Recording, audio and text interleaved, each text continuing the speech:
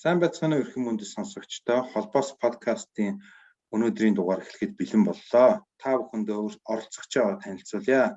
За өнөөдрийн маань оролцогч бол Тунгалагч хүн байгаа. За Тунгалагч та өөрийгөө манай сонсогчдод бас товчхон танилцуулаач гэж хүсэж байна. За баярлалаа төвлөрөө. За сайн байцгаана уу? Намайг Улаанбаярын Тунгалаг гэдэг.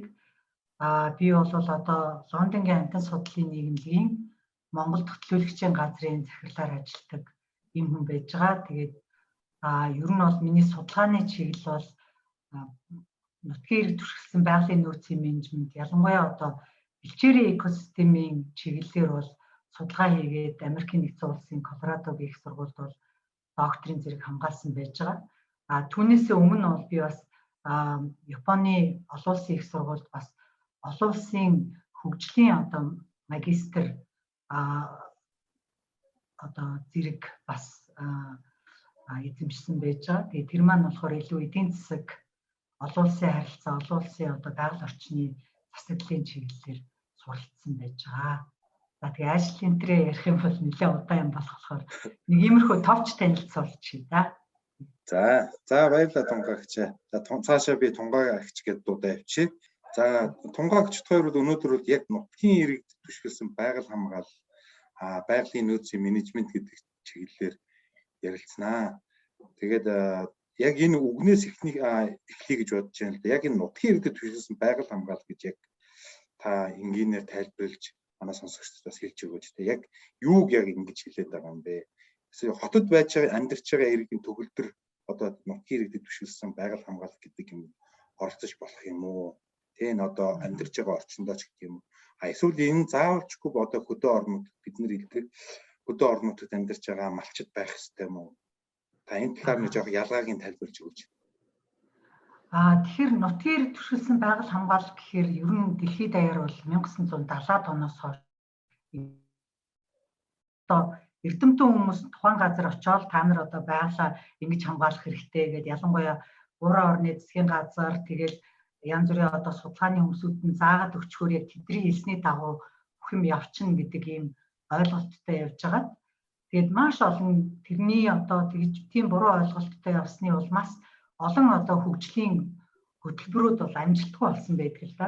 Тэгээд 70-аад оноос бол ер нь яагаад амжилтгүй болоод байна? Яагаад вэ гэдэг ингээд тэрийг бол эргэж хараад судлаад үнэлгээд үнэлт хийгээд ингээд үзэхэд бол ер нь тэр яг нөгөө өөрийнхөө орон нутгатаа өөрийнхөө уур амьсгал газар зүй одоо тэр тэрэндээ таарсан амьдралын хэв маягаа аваад явж байгаа тэрэндээ тааруулаад байгалийн нөөцөө ашиглаад явдаг тэр уламжлал тэр мэдлэгийг бол орхигдуулаад зүгээр өөрийнхөө орны перспектив одоо өөрийнхөө орны өнцгөөс бүх юмыг хараад ингээ хүмүүсүүдийг ингээд яв гэж заа зураад ахаар болдгүй байна гэдгийг ухаарсан одоо тэр хөгжлийн хувьд бол нэлээд тийм одоо нөгөө paradigm shift гэж ярьдэн шүү дээ одоо огцом юм эргэлттэй ойлголтын одоо өөрчлөлт гарсан байхгүй.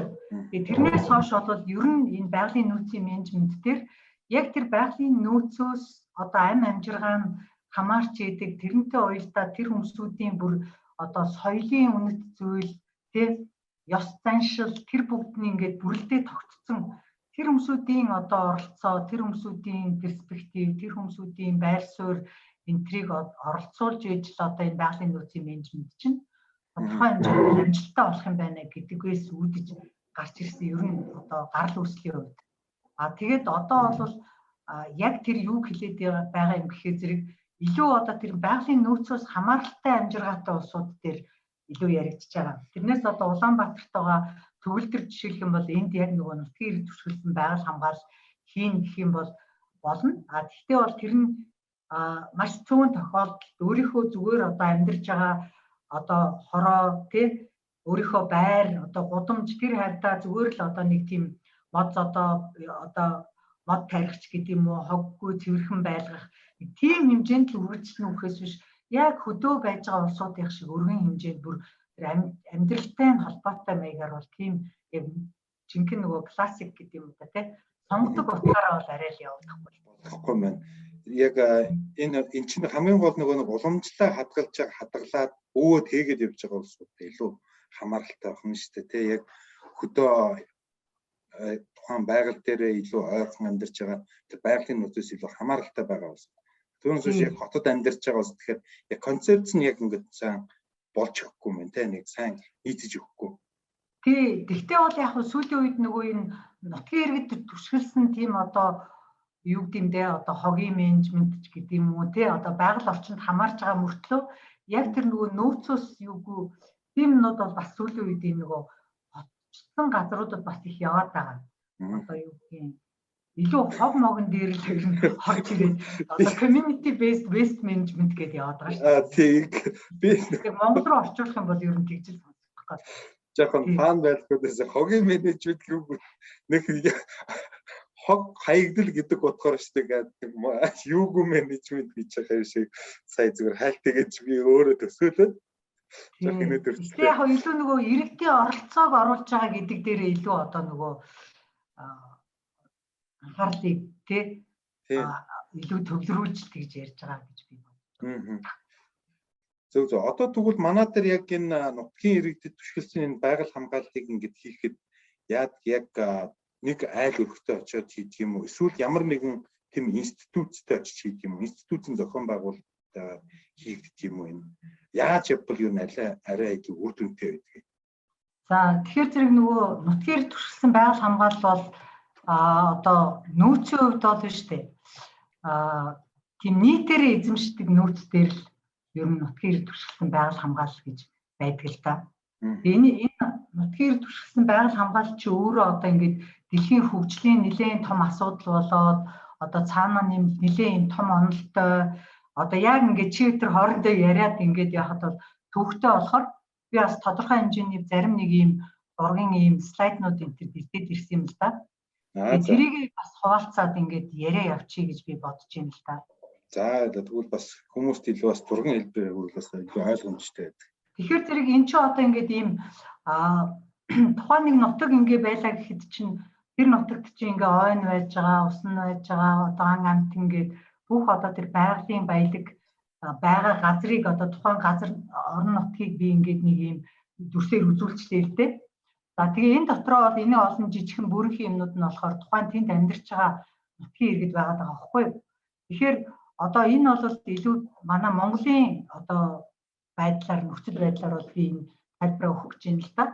Тэгээ энд байж байгаа одоо нэг хэсэг өрхүүд бол ингээд зохион байгуулалтанд ороод одоо бол манад бол ингээд нөхөрлөл гээд одоо байгаль орчны хуулийн 8 дугаар бүлэг дээр бүлэг байгаа хуулийн дээр бүлэг байгаа. Тэгэхээр тэрний дагуу энэ байгалийн нөөцийн хамтын менежментийн нөхөрлөл гээд ингээд байгуулагдаад ингээд явдаг л да. Тэгээ бусад улс оронд ч гэсэн ялгаа байхгүй тухайн одоо орон нутагт байж байгаа иргэд бол ингээд тодорхой хэсэг нь бол ингээд хамт зохион байгуулалтанд ороод ингээд явж байгаа.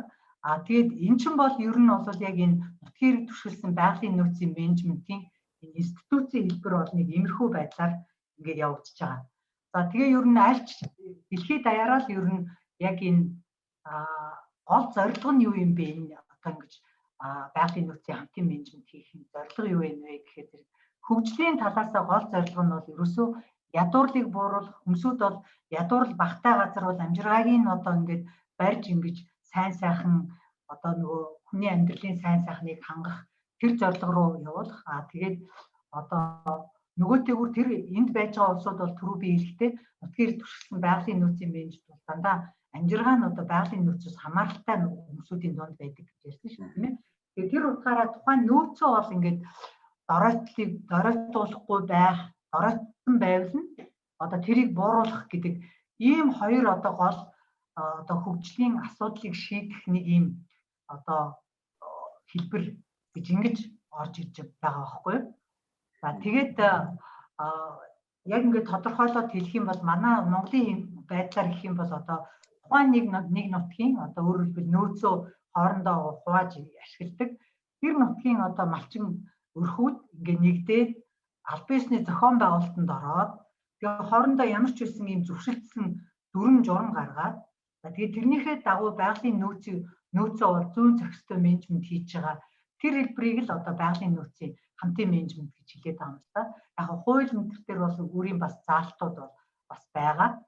За тэгээд манай Монгол зүгээр түүх сонирхуулж хэлэхэд бол одоо энэ Германы техникийн хамтын ажиллагааны одоо төслөөр гой 3 сайхны одоо улсын тусгай хамгаалалттай газар бол 95 оноос хойш янз бүрийн төсөл хэрэгжсэн байдаг. За тэгээ 99 онд бол энэ Өмнөговь аймгийн Баяндлай суманд бол ирээдүйн нөхөрлөгийг манай Монгол улсад хамгийн анхны одоо нөхөрлөл бол байгуулагдаж ирсэн байна. Тэгээ сүүлд нь бас 2006 онд бол би өөрөө бас нүүбэд байгаль орчин энэ одоо амжилтын эрсдлийг бууруулах одоо тэр эрдэс газар гэдэг юм уу тэрний одоо дарга хийжсэн л та. Тэгээ тэр үедээ бас энэ Монголд байгаа энэ байгалийн нөөцийн менежментийн нөхөрлөлүүд ямар хөө вэ гэдэг үнэлгээ хийлгүүлсэн. Тэгэхэд бол ерөнхийдөө янз бүрийн хэлбэртэй зарим нь нөхөрлөл, зарим нь хоршоо, зарим нь малчтын бүлэг энэ төр гэдэг ер нь 2000-аар бүлгүүд байна гэдэг тэр одоо үнэлгээгээр бол гарч ирсэн юм л та. Тэгээ энийгээ дараа нь би лавшруулад одоо тэр Америкт сурж байхдаа бол яг энэ хамтын менежмент одоо гэхдээ илүү бэлчээрийн менежментээр би илүү судалгааны ажлаа хийсэн л дээ. Тэгээ яг энэ одоо ийм бэлчээрийн одоо менежмент Монгол улсад ямар байна вэ гэдэг дээр дүн шинжилгээ хийсэн байгаа. Тэгээд ер нь дэлхийд даяар харагдаж гисэн энэ байгалийн нөөцийн хамтын менежментийн одоо юу болвол үр дүн болвол дандаа холимог гардаг. Дандаа сайн ч юм уу эсвэл дандаа муу ч юм уу тийм байдгүй. Зарим газар бол эрэг ингээ сайн үр дүн гарна, зарим газар одоо эн чинь ерөөсөө шалдын ингээ нутгийн өмсүүдийг хуваагаад ингэсэн тэгсэн юм болсон байна. Ямар ч тийм эрэг сайхан юм гараагүй байна. Тэгээд сүрэг юм бас гарч ирнэ. Зарим газар бол ерөөсөө ямар ч өөрчлөлт байхгүй байна гэдэг ийм үр дүн бас гарч ирнэ. Тэгэхээр зэрэг ер нь бол энэ байгалийн нөөцийн менежмент түрүү хэлэхдээ би хоёр зорилготой ядуурлыг бууруулна, нөөцийн дараадлыг багасгах гэсэн тийм. Тэгэхээр энэ утгаараа бол яг эндээс хүлээгдэж байгаа яг гол үр дүн нь юу гэхээр зэрэг хоёр төрлийн үр дүн гарах хэрэгтэй байхгүй юу? Нэг нь болохоор нийгмийн үр дүн тийм. Нийгмийн үр дүн гэдэг чинь одоо нөгөө хүний амьдралд маш чухал хэрэгтэй одоо хүмүүс биеиндээ итгэлцэж байх, биеиндээ одоо хар буруу санахгүй, эвтэй найртай тэгээд одоо мэдлэг мэдээллийн хоорондоо хуваалцдаг, нэг нэгнийхээ ачийг хариулдаг тийм ээ одоо энэ маань ингэж туссан юм чинь би одоо ингэж хариулахгүй болохгүй шүү энэ төр гээд ингэж боддог. Эн чинь бол нөгөө нийгмийн шинжлэх ухааны талаасаа бол маш хүчтэй нөгөө нийгмийн капитал гэж үздэг юм л да. Тэгээ одоо танил талтай одоо ингэж хүнд итгэлцээд биеинтэйгээ мэдээлэл хуваалцаад хүний ачийг хариулаад явахаараа хүнд ч одоо нөгөө танил талтай болох гэдэг ийм одоо хүнд одоо тийм мөнгөөр үнэлэхгүй мөртлөө хүнд маш их чухал тийм капитал бий болдог. Тэгэхээр тэрийг бас нийгмийн үр дүн гэж авч үзнэ. За тэгээд мэдээж өндөө хүмүүс бол ийм манлайлах чадвартай болдог. Одоо энэ байгалийн нөөцийн хамтын менежмент оролцснороо биеиндээ харилцан тусалдаг, ядарсан үед нь одоо нэгнийгээ өргөж тэтгэдэг. Тэгэхээр ийм юмд хүрсэн тохиолдолд бол тухайн одоо энэ байгалийн нутгийн төрөлхтөн байгалийн нөөцийн менежмент бол нийгмийн үр дүндээ хүрчээ гэж үздэг байхгүй. Тэгээд нөгөө хамгийн чухал юм нь болохоор экологийн үр дүнд эхлээд бол энэ нийгмийн үр дүндээ хүрдэм байлээ. Ингээд ийм байдалд хүрсэн хүмүүс чинь дараа нь нөгөө хамтын одоо нөгөө төлөвлөгөө, дүрм, журам бүх юмараа ингээд явахаараа хялбар болоод экологи дээр үр дүн гарна. Тэгэхээр экологи дээр ямар үр дүн гарах вэ гэхээр зэрэг ойн одоо янз бүрийн хулгай огтл янз бүрийн байхгүй, ичээр ургамал ургацсан сайхан одоо өтгөн өндөр ургацтай олон зүйлийн сайхан ургамлууд ургадаг тийм ээ. Усанд нь элбэг, ан амтан одоо зөөл зүйлээрээ байдаг гэл одоо манай малчтын бол чин хүсч идэг л одоо ийм үр дүнгууд миний үр дүнд бол ингээд ахтай байдаг л да.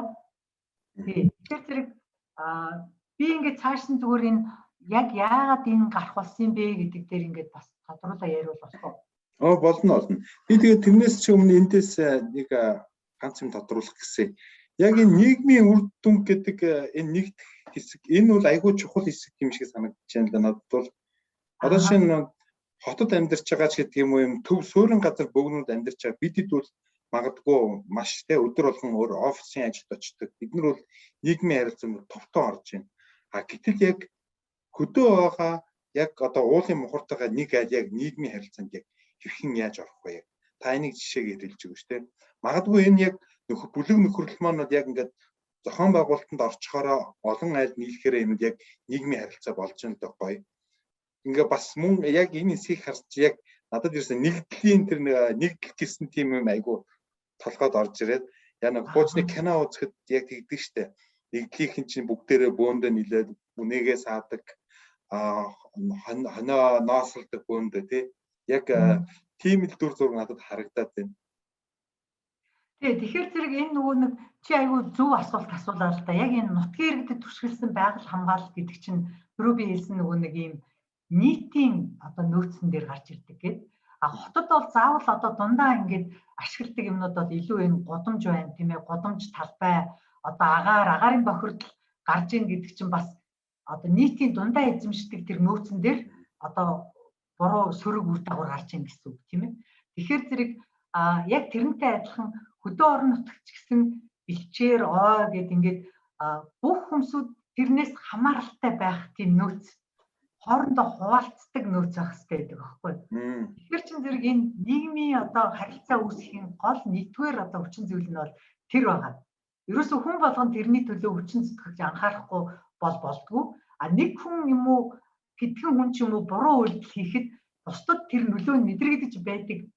Тийм тохиолдолд энэ нутгийн иргэд түшиглсэн байгаль хамгаалал гэдэг юм өдөрт бол гарч ирдэг байхгүй юу. Тэ? Тэгээд дараагийн нэг юм болохоор зэрэг яг хуу хангалттай жижиг хэмжээтэй бүлэг байх хэрэгтэй гэж байгаа. Биенийгээ огт танихгүй хүмүүсүүд биенийгээ харах боломжгүй энэ төгөлдөр гэж ямар хүн байна, ер нь хийж байгаа үйлдэл нь ямар байна гэдэг ажиглах боломжгүй жишээлбэл хөвчг ингээ амар том газар бол тэр энэ миний яриад байгаа нийгмийн капитал гэдэг юм бол үүсэхгүй байхгүй. Гэтэл хөдөө нэг уулын аманд байж байгаа нэг 10-аад айлчин болвол юу биенийгээ одоо байнга бичээрч явахтаа харна, багийн хурал дээрээ харна. Одоо тэгээд янз бүрийн одоо тэднийд нэг хүүхдийн ус авна гэхээрээ очиод харна.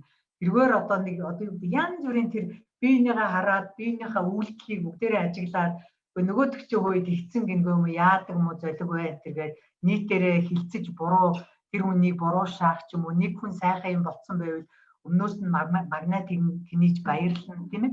Тэгэхээр тийм биенийгээ харж ингээ эн чинь ийм хүн шүү гэж танин мэдэх хэмжээний тийм жижиг бүлэг биеийн дунд одоо энэ байгалийн нөөцийн хамтын менежмент чинь гарах хэрэгтэй байхгүй. Тэгэхгүйгээр одоо нэг одоо 100 120 одоо би нэг мэдхгүй нэг тийм хүн байдгийг юм гисэн гэдэг улсуудын дунд бол яг одоо миний энэ яриад байгаа нийгмийн үүсэхгүй шүү дээ. Магадгүй энд нэг бол хугацаа маш их шаардах байх. Энэ дээр шүү хамгийн ихнийг нь итгэлцэх гэдэг чинь шүү. Тэр том эсвэл танихгүй одоо хүмүүсүүдийг бүгдийг нийлүүлээд нэг одоо баг болгочихор чинь нэр итгэлцэл үүсэх маш их цаг хугацаа зарцуулж магадгүй юм байна те. Ялангуяа манад байгаа хөдөө орон нутгийн малчтын хувьд гэх юм бол. Тэгэхдээ бол үсээ итгэлцдэг энэ одоо заавал энэ нутгийн иргэд түшиглсэн байгалийн нөөцийн менежментийг ингээ албан ёсоор за танад энэ эхэллээ шүү гэж хэлээгүй байсан ч гэсэн тийм сайхан итгэлцдэг ёс заншилтай нутаг бол манай Монголд нь байгаа шүү. Ялангуяа одоо тийм зах хязгаар нутагт одоо тийм орчин үеийн зах зээлийн янз бүрийн ашиг одоо орлого харсан харилцаанд төдийлөн одоо эвдрээгүй энэ төр хүмүүсийн дунд бол сайхан уламжлал хадгалагдсан. Тэдний хан чинь их сайн хүмүүсээ ер нь тэр хүүн бас тийм юм билээ гэд хоорондоо ярина шүү. Тэгэхээр яг энэ амжилттай болохын нэг юм одоо юу гэдэг түлхэц болдог нэг хүчин зүйл нь юу гэхээр үрээ одоо тэр албан ёсоор энэ хамтын байгалийн нөөцийн хамтын менежмент үүсгэж одоо ингэж ажиллахаас өмнө тэр нутаг нь тийм сайхан нийгмийн капиталтай байвал маш одоо тийм сайхан хөрс суурь болж өгнө л доо. За тэгээд яг би ингээд нөгөө яг энэ байгалийн нөөцийн менежментийг тайлбарлахад дандаа хамт явдаг нэг юм онлайн нэг юм концепц гэдэг аахгүй юу. Тэр нь болохоор энэ яагаад үүсэхтэй энэ юутай маш холбоотой. Бүгдээрээ нэг дээр аявих ярьдаг. Тэрийг би бас энд ингээд ярих гэж танилцуулъя гэж бодож байна л да. Тэр нь болохоор зэрэг одоо бүгдээрээ ярьдаг энэ Хардин гэдэг Гаррет Хардин гэдэг энэ эрдэмтний одоо энэ эдийн засагч хүнэлтэй энэ хүний одоо яг энэ нийтийн одоо нөөцийн эмгэнэл гэдэг ийм алдартай өгүүлэл байдаг л да. Энэ дээр бол ер нь одоо энэ эрдэмтний гаргасан гол санаа нь бол яг энэ бэлчээр ч юм уу одоо ой ч юм уу одоо ингээд нийтээрээ ингээд эзэмшдэг. Тэгээд нэг хүний үйлдэлийг ингээд төдийлөн ингэж бас хянах боломжгүй ийм тохиолдолд бол тэр ашиг хайрч хүн болгон тийм рациональны одоо сэтгэлгээтэй хүн болгон л өөрийнхөө одоо ашиг орлогыг нэмэгдүүлж ингэж ажилласаар байгаад ухаан нөөц бол бүр ингээд оройтоод мүлжигдөөд ингээд одоо ийм эмгэнэлтэй байдалд ордгоо гэдэг л агуулгыг ийм малчтын жишээн дээр ярьсан байхгүй юу. Тэгэнгүүт нь энээс хойш бол ерөөсөө ийм менежмент муутай юу яаж байгаа одоо доройтж байгаа бүх нөөцийн юм дээр л одоо энэ нийтийн нөөцийн одоо эмгэнлийн хардны одоо концепцийг бол бүгдээрээ ярьдаг. Энэ хүний нүгэл болж 1968 онд гарсан шиг санагдаж байна.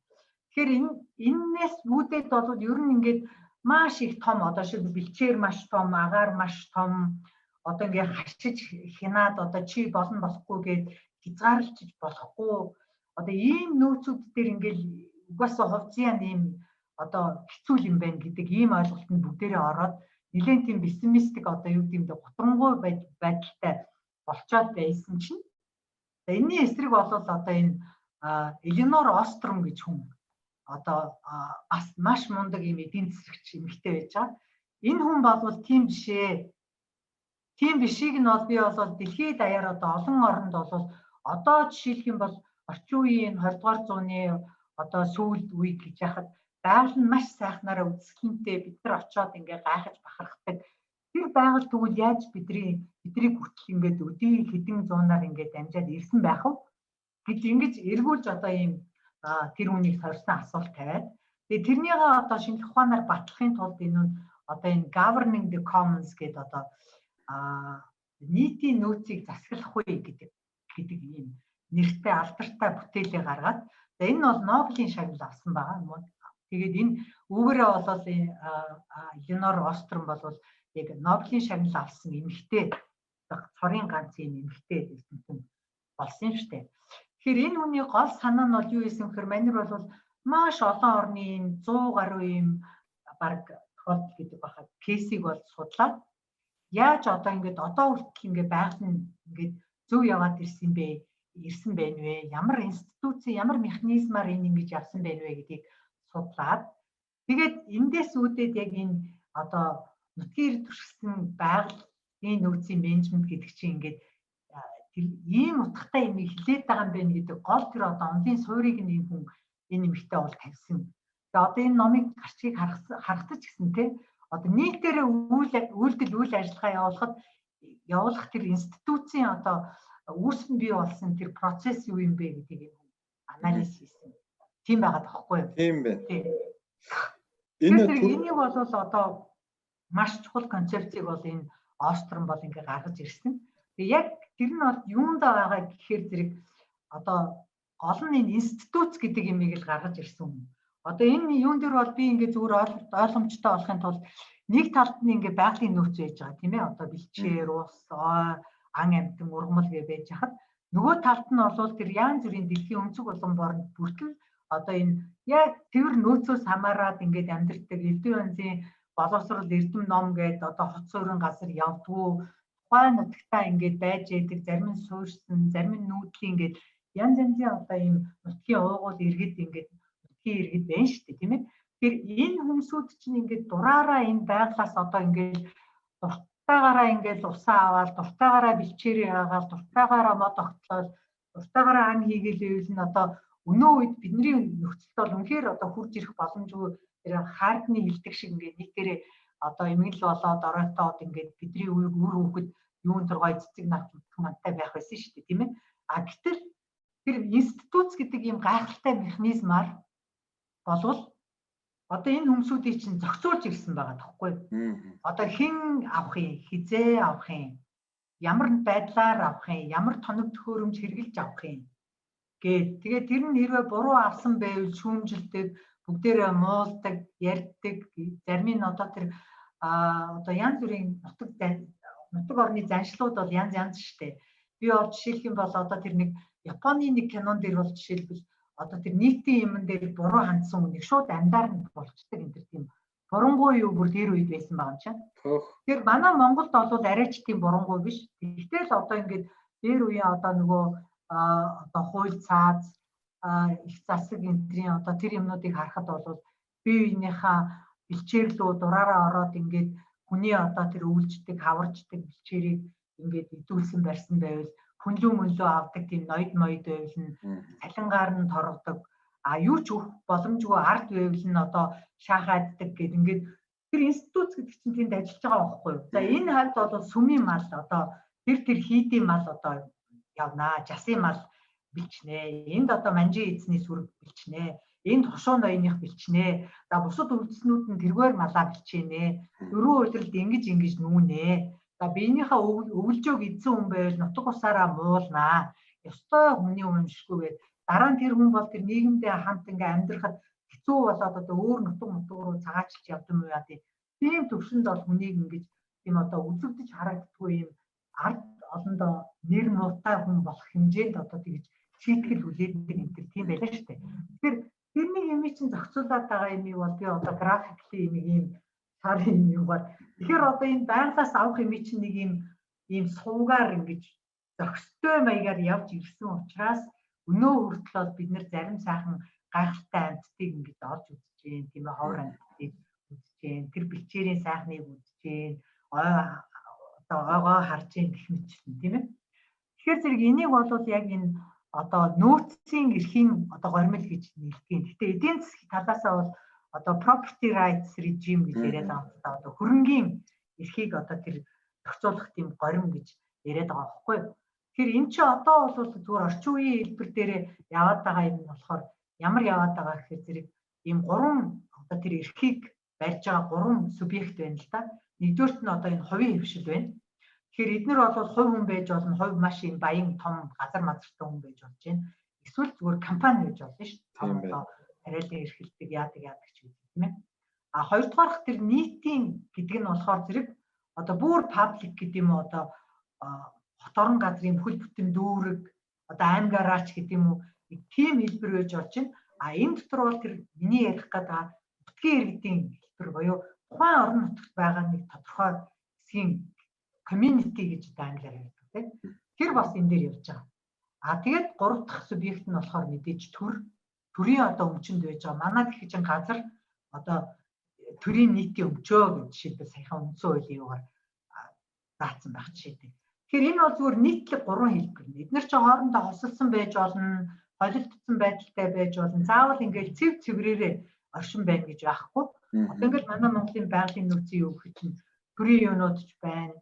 Орон нутагт яг очиод гэх юм бол нийтийн менежмент явж байгаа одоо төрийн шугамар явж байгаа юмнууд байж байна.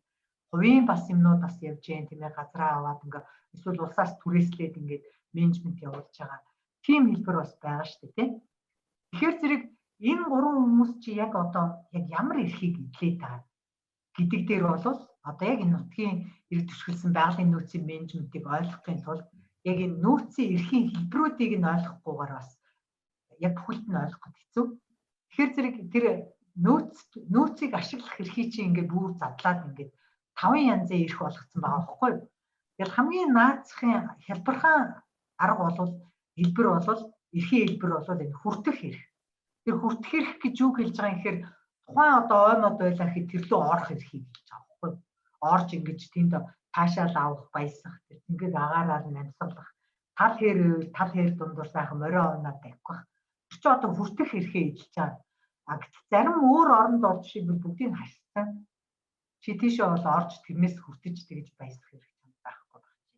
Тэ? За тэгээд дараагийн нэг эрх нь болохоор зэрэг тэнд байж байгаа ямар нэгэн нөөцийг ингээд тэндээс нь салгаад авах эрх. Одоо сам руу ивэл самрыг түүгээд авах, хадлан байвал тэрийг нь хадаад авах, мод байвал огтлоод авах, амтан байвал агнаад авах. Тэр эрхийг хэлж байгаа. Тэгэхээр энэ авах эрх гэдэг нь бол энийг хэлж байгаа.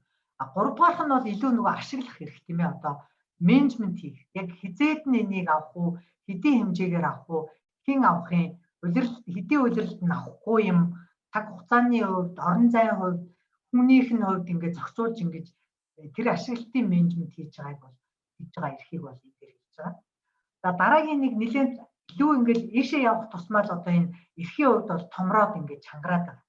Тэр оруулахгүй байх эрх гэдэг нь болохоор тухайн нөөцөөсөө өөр нэгэн ашиглагч юм уу өөр одоо хүртхийг авахыг менежмент хийхийг хүссэн хүмүүсүүдийг тас хорж чадахтай одоо хашаалчдаг юм уу одоо тийм танасаа одоо тийм эрхтэй байх тэр эрх бол энд орж оруулахгүй хязгаарлах эрх.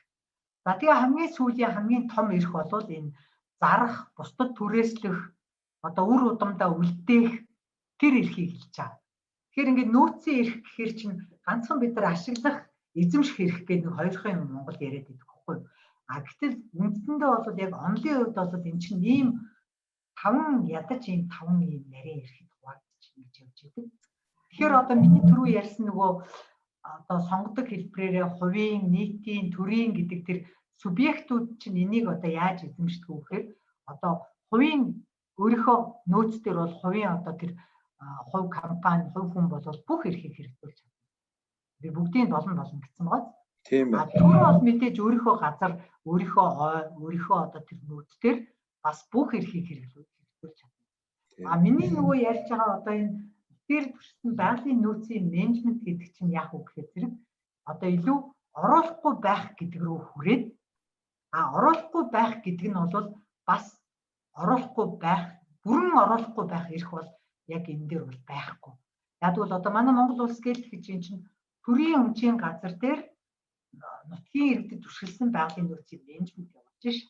Тэгэхээр зэрэг энэ дээр бол бусад одоо хин нэгнийг оруулахгүй байх эрх байхгүй. Гэхдээ хизээ орох уу, хаагуур яаж орох уу, яаж орох уу гэдгийг зохицуулах эрх нь бол тэр одоо менежмент явуулж байгаа субъектэд байгаа. Субъект нөхөрлөлт өөрсдөд нь байх юм те нөхөрлөл маань.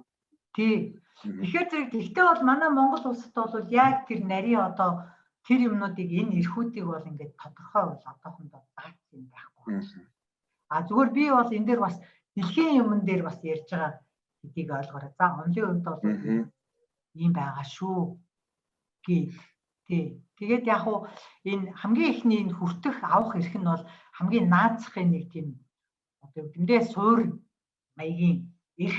Энийг бол энэ эрхийг эдлэхийн тулд заавал одоо нөхөрлийн гишүүн байх албагүй байхгүй.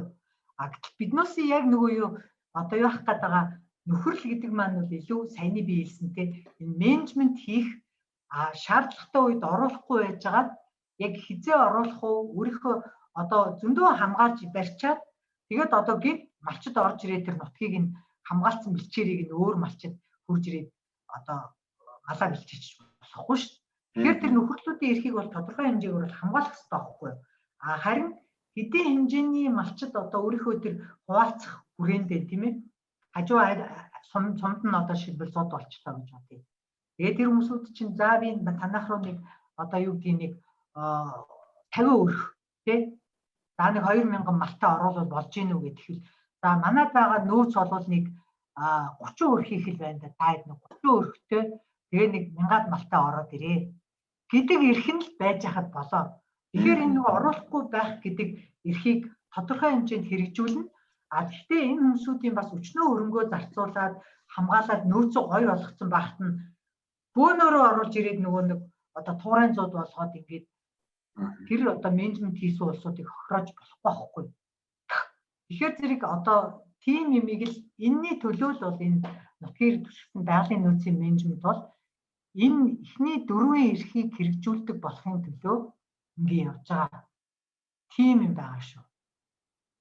Тий.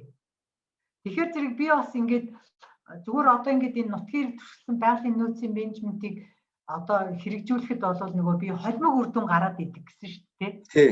Заримдаа айгүй гоё сайн үр дүн гараад, заримдаа үр дүнгүй гэж, заримдаа болохоор ер нь наа чи хэрэггүй нутгийн иргэдийг одоо хуваасан барьсан янз бүрийн хэрэггүй байх маань гэдэг юм гардаг байхгүй. За тунгаагчаа уучлаарай. Би түрүүчийнхээс эхний слайдаас нэг юм тодруулах хэ.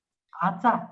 Тэгээ одоо энийг зүгээр яг тэр нийтийн тэр оруулахгүй байх одоо сүүлийн 3-ыг нэг жоохон дэлгэрүүлээ тайлбарламаас хамтлаа л да. Та энийг яг бэлчээр дээр ивдэг яг ингээд тайлбарлаад өгөөч төх үү. Яг менежмент хийж яг бэлчээр дээр бол болж байгаа юм байна те манад бол одоогоор. Тэгээ оруулахгүй байх нь яг ийм хуулиарч гэдэг юм уу зохицуулсан зохицуулт байгаа юу байхгүй юу энэ яг болж байгаа юу болохгүй байгаа юу гэдэг те.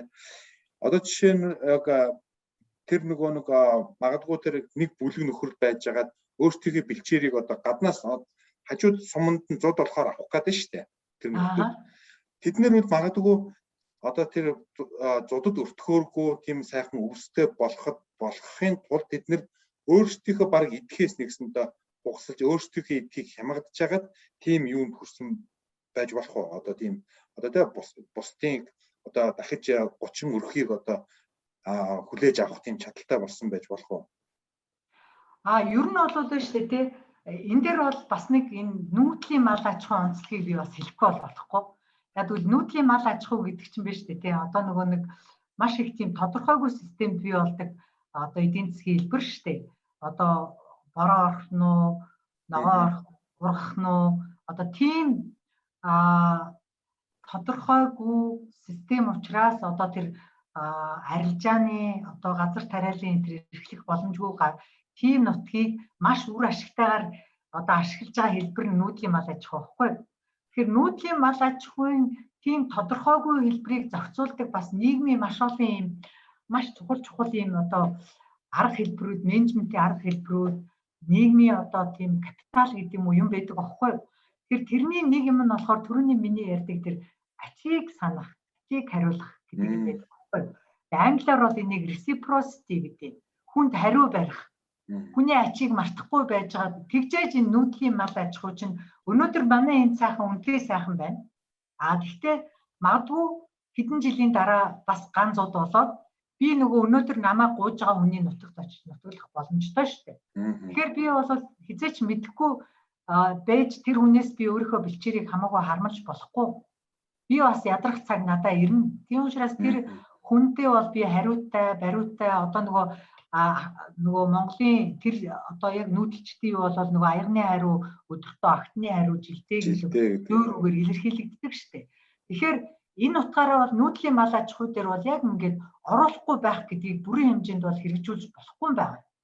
Яг бол чи өөрөө хизээч яах юм бүү мэдэж шүү дээ. Тэгвэл чи тэгж байгаа нэмгээд бүх тэр одоо түрүүний миний хэлдэг тэгээ 50 өрхийг 2000 малтай нь оруулж ирээд өөрийнхөө малыг одоо бүр юу агаад өөрөө малаа өхүүлээд тэгж болохгүй шүү дээ.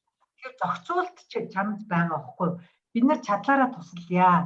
50-ыг арай амжихгүй нэ. 30 хүн бол болж байна. 30 хүнийг 1000 малтай ороод ирвэл ядаж тэр 30,000 малтай орж ирээд 30 орж ирсэн 30 өрх чинь дараа нь чамд бас эргээд туслана шүү дээ. Тэгэхээр тэр нэг соёлын нэг юм одоо тэр нүүдлийн мал аж ахуйг авч явсаар ирсэн тэр нийгмийн юм би бас ингээ хэрэгжүүлчихэж байгаа байхгүй. Тэгэхээр зэрэг энэ утгаараа бол мэдээж тэр чадaltaй бас ингээ сайн менежмент явуулаад ерөнхийдөө ургац чинь сайн байвал тэрийгээ бас бус ядарч байгаа хүмүүсүүдтэй чи бас тодорхой хэмжээнд чадлынхаа ирээр хуваалцах хэрэгтэй л гэдэг. Тэр юм. Энэ бол бас соёлын талдаа бас хүчин зүйл юм байна. Засгийн талдаа юм байна. Энэ бол заавалжгүй бүх одоо газар ашиглалтын хэлбэрүүд ондоо байдаг улс болгонд таарна гэсэн үг биш шүү дээ тийм энэ бол манай онцлог тохирсон. Гэхдээ энэ бол одоо шилбэл нүүдлийн мал аж ахуйтай бүх газар таарна. Одоо ингээд жишээлх юм бол Африк болвол Африк байна, Дундад Аз байна, одоо манай нөгөө хуучин стан орнууд. Тэгээд энэ Европ одоо тэр байтугай энэ нөгөө тэнцвэртэй системтэй газар ч гэсэн уулын оройгоос доошоо ингээд уулын бэлрүү нүүдэл хийдэг нүүдэлч зөндөө байна шүү дээ. Тэгэхээр тэд нар чинь ч гэсэн бас яг энэ нүүдэлчдийн тэр одоо ёс жаягаар амьдардаг зүйл байхгүй. За энэ Европ тэгэхээр ямар улсууд байд яг зүгээр сонирхоод асууж байгаа юм. Гэхдээ одоо энэ газар дундын тэнгис одоо Испани заяа, Испани, Франц энтрийн өндөр уулархаг мужид бол та нар харсан байх одоо тэр нэг хотын төвөөрч гэсэн ингээл хонио ингээд төрөнд нь өөрөө гарцсан, араас нь хонин ингээд бүгд дагдсан ингээд явж байгаа энэ тий. Тэгэхээр тэр чинь бол тэдний өөрсдийг нь зүгээр тий онцлог байна уу гэхээс биш зүгээр нүүдлийн хувьд бол манайх шиг одоо ингээд бид нар жишээлбэл одоо өвлжээ хааваржаа монголчууд болоод ингээд тодорхой юм одоо байнгын юм тогтмол цэгүүдийн хооронд нүүдэг юм transhumance гэж ярьд юм л да. Тийм нүүдэлч таахгүй. Гэтэл Европын одоо орнуудын нүүдэлчд болохоор уулын орой, уулын одоо доогуур ингэж Альпен гэж ярьд юм да. Тийм одоо нүүдлийн баяртай. Одоо тэгээд хот их хөгжөөд одоо нөгөө мал нь нүүдэг байсан одоо нутаг дэвсгэрээ алдсан баггүй юу хотод. Тийм ээ. Ханд алдсан. Гэтэл одоо сүүлийн үед бол ямар ч байсан тийм нүүдлийн үеэр ядаж хотын одоо гудамжаа чөлөөлж өгөөч гэх. Тэгээд бүр хөдөлгөөн өрнөд тэгээд яг тэр малчт нүүх үед тодорхой хэмжээний гудамжуудыг ингээд нөлөөл одоо гаргаад ингээд тэр үед нь баг парад үзэж байгаа юм шиг тэр хотын өмсөд үзээд ингээд тэр нүүдлийг өнгөрүүлдэг энэ тэр тийм юмнууд руу одоо явж байгаа шүү дээ. Бараг тухайн яг тийм газар бол баг аяллаа бүтээгдэхүүн болсон байж нөгөө. Тэгээ бараг аялал жуулчлалын бүтээгдэхүүн болж байгаа аахгүй тэр чинь. Гэхдээ бас харамсалтай юм те яг нөгөө нэг тэр олон мянган жил тэгээд амьдраа сурцсан улсуудын амьдралын хэв маягийг ингээд алдагдуулж штэ нэг. Тэгээ ер нь тэд нар чи яг одоо яг яс юмн дээр бол яаж одоо амьд гарах уу, яаж тэр заншлыг үлдээх үү гэдэг тэмцэл бол одоо нөгөө би ч өөрөө яг нөгөө бас яг энэ нүүдлийн юмны судлаач эрдэмтэн учраас институт судалдаг хүн учраас тэр одоо pastoral network энтергээд энэ юм дээр байдаг. Тэгээд мэдээлэл ингээд маш их авч идэг. Тэгэл ер нь бол тэр Испани энтерт бол маш их хөдөлгөөн өрнөж тэрийг авч үлдэх тэр хүмүүсийн эрхийг хамгаалах ажлууд бол маш хүчтэй явагдаж байна. Энэ хитрхи зах зээл рүүгээ ороод тиймээ тэр яг соёлынх нь өөрийнх нь юмнууд бол ер нь алга болох гэдэг байгаа. Тийм байгаа даа. Тэгээ энэ дээр би бас энэ хамгийн сүүлийн юуг тайлбарлахгүй орчихсон юм байна. Ингээ харсан чинь нөгөө одоо энэ хувийн системээр явсан ч гэсэн нийтийнхаар ч гэсэн төрийнхөөр ч гэсэн аль нь ч гэсэн одоо яг энэ нөгөө эрхийн энэ горим гэдэг түрүүний миний ярьсан юм бүрэн дүүрэн хэрэгжүүлж чадахгүй байвал энэ нээлттэй систем гэдэг юм бий болдог байхгүй юу? Монголоор ярих юм бол эзэнгүү гэдэг юм болдог байхгүй юу? Тэр ийм тохиолдолд бол одоо ямар ч тийм дурам журам одоо хин эзээ яах юм гэдэг юм байхгүй дураараа тэр хин чадaltaй нь очоод тэрнийг ашиглаж яадаг тийм байдал бий болоод тийм нөхцөл байдал бий болоод одоо нөгөө нөхцөл нөөц нь одоо дороотоод тэр нөгөө хаардны одоо яг тэр нөгөө нийтийн өмчийн мэнэл гэдэг юм чинь бий болдог. Тэр нэг хэлбэр болоод бас энэ дээр нээлттэй систем гэж open юу гэж ярьдаг юм л та. Тэгэхээр энэ тийм юм бас байдгаа гэдгийг би энэ дээр үзүүлээд ингээд орсон. Энэ тэгвэл баг одоо өнөөдөр биднэрт бас ихэнх газар нутаг дээр тохиолдоод байгаа асуудал юм шүү нээлттэй чинь.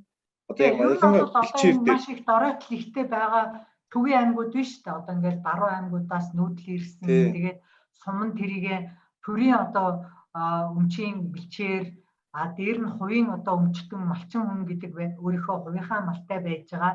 Тэгээд нөгөө төрийн өмчийн одоо менежментийг өмнөөс нь явуулах хэрэгтэй нөгөө сумын захиргаа аймгийн хөдөө аж ахуйн газар сумын одоо тэр нөгөө бэлчээр юуны хэсэг гээл байдаг тийм ээ. Бид нар энэ чинь ажиллаа хийж чадахгүй болохоор одоо тэгээд de facto гэж ярьдیں۔ Тэ яг чухал яг одоо нэг үнэн чанартай болвол тийм нээлттэй систем болсон газар бол харамсалтай зөндөө байгаа л да. Энэ би бол ихэнх газар бол нилээдгүй ихэнх газар Монгол орны яг бэлчээрийн мал аж ахуйд орно тий бэлчээр дээр бол энэ яг өнөөдөр үүсэж байгаа нөхцөл гэж бодож байна. Гэхдээ бол одоо юу хөдөөгөр дээр нилээ одоо хязгаарлагдмал нутагт одоо хүн хүний малынхан ч гэсэн юу нягтшил багтай тэгээ ёс заншил харцсангуй хадгалагдсан газар бол нүүдэл энэ төр хийгээд яг энэ ёс заншлаа барай явж байгаа шүү. Бас яг даяараа гэж бас хэлэхэд арай л болохгүй л дээ.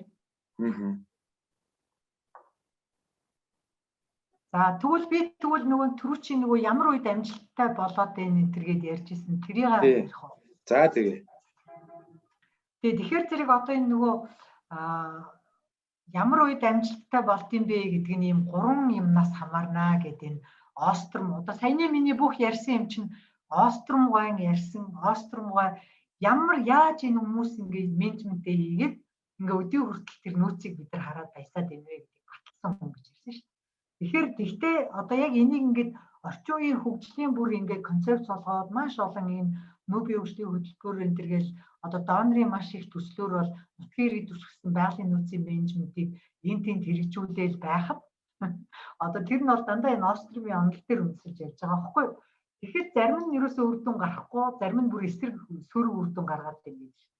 Тэр энэ ч юм бол юунаас хамаартай юм бэ гэдгийг Остром бол хэлэхдээ 3 юмнаас хамаарна гэж хэлсэн. Нэгдүгээр тухайн нөөцийн шин чанараас хамаарна гэсэн баггүй юу?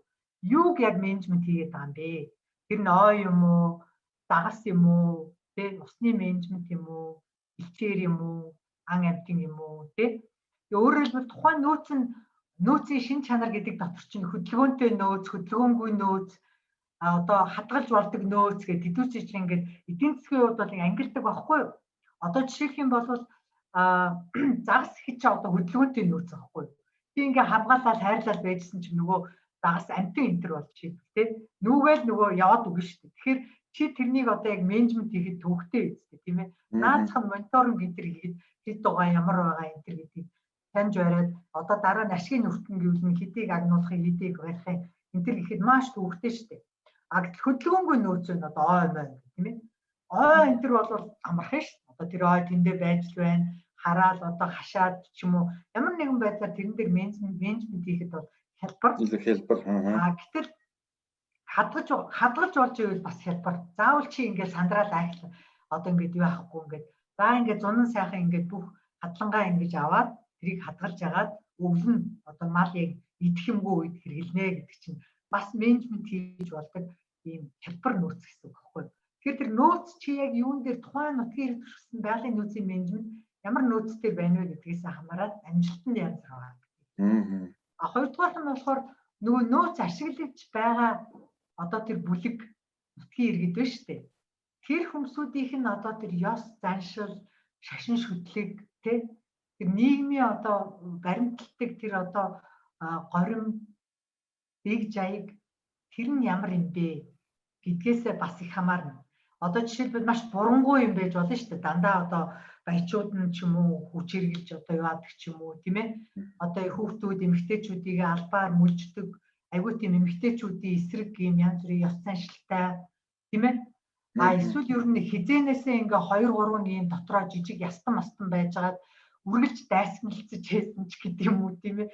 Одоо ингээл тухайн тэр орны эсвэл ингээд шашны хувьд янз янзын хуваагдсан олон бүлэгтэй энтергээл одоо тэр одоо нөөц ашиглах байгаа тэр бүлгийнх нь юмнууд бол маш янз бүр байхгүй. Тэгэхээр түрүүний миний ярьдаг тэр нийгмийн капитал нь сайтай одоо үнэт зүйл нь нэг тэгээд одоо тийм бие биенийгээ харах хэмжээний жижигхэн communityтэй жижигхэн одоо бие нэгээ таньдаг хэдэн үеэрээ баг гарал үүсэлтэй таньдаг. Тийм ээ тэр утгаараа бол манай Монгол бол аюул тийм одоо яг нийгмийн бүлгийн хувьд бол тийм нэлийн идеалны яг л үндэстний хувьд одоо тийм homogeneous гэж ярьдэн шүү дээ. Одоо нэг төрлийн үндэстэн дотроо нэг аймаг гэдэг олон янз бол хуваагдтал эрүүл орвол тэгээ шашны хувьд ч гэсэн тэгээ нэг ялгараад чи бигээд ах юм байхгүй. Ямар нэгэн бэлчээр нутаг уулын ам хэдэн үеэрээ биенийгаа мэднэ настангаа хүндлэн эмэгтэй хүндлэнэ ингээл нэг дээрлэхэд юу агаад ах нь гайгүй одоо янз бүрийн тэр арабын орнуудын юм бодох юм бол харьцангуй сайн тийм ээ гих мэдчлээ ингээд тэрнээс бас хамаарат одоо тийм ээ